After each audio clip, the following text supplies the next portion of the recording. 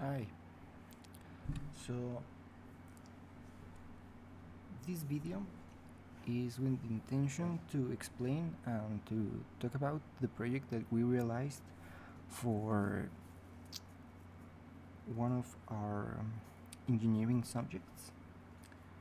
Um, Today we're going to show you the operation of our autonomous medication dispensing robot.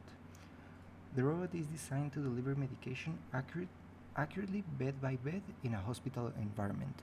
The environment is a... I'm gonna leave the video playing so it's not as boring to just hear me talking. Um, the environment in which the robot is supposed to work is in an environment where we have a lot of beds with patients who are stable, are conscious, are basically just waiting it out, whatever they have. The idea of the robot is to minimize exposure from medical staff. Now, what are the main components? The main components of our robot are a Raspberry Pi 3, which acts as the central brain of the system, two Arduino microcontrollers, one responsible for the dispensing mechanism and the other for the line follower, a 5 volts 28BYJ 48 stepper motor along with a ULN 2003A driver module to control the dispenser, line sensors for navigation, electric motors that provide the power for the robot's movement, a button that simulates scanning the patient's barcode in their wrist, and batteries that power the system. All these elements work together to achieve efficient and safe delivery. The robot moves point to point using a line follower, like we are seeing on the video. Like as we can see, the robot is not connected to anything. The robot sometimes gets stuck. It's not perfect, but it's much easier to improve upon this platform than to this just shows that the robot is capable of what the robot is capable of doing, but as it stands right now, it is not very consistent while doing so. The robot moves point to point using the line follower, allowing it to travel along a predefined path.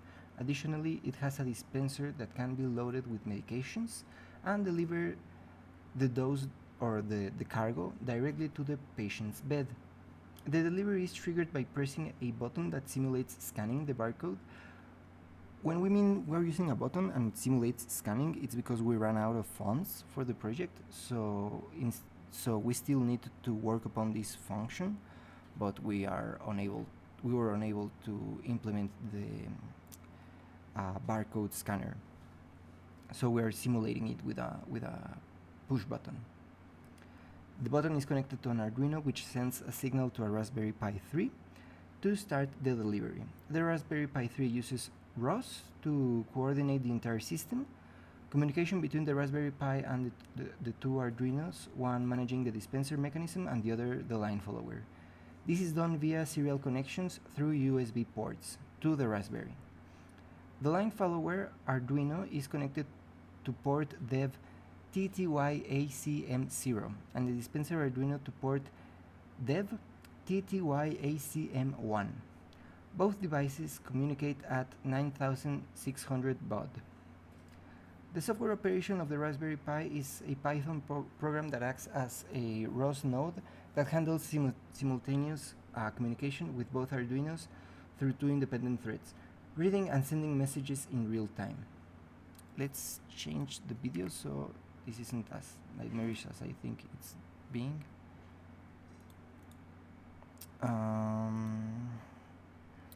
Give me just one hot second. Okay. Each Arduino sends a message to report important events. For example, the line follower Arduino sends stop when the robot needs to stop, and the dispenser Arduino sends dispense when it has delivered the medication. When the Python node activates the stop message, it activates a 10-second timer for the dispenser to perform the delivery. If it receives dispense within that time, it starts another 20-second timer for the patient to take the medication. If the timer expires without receiving the expected message, the node sends the go command for the robot to continue its route. This can happen if the patient is non-existent for whatever reason. It might have been an error, it might have been it might be because the patient is asleep and is not able to tend to the robot.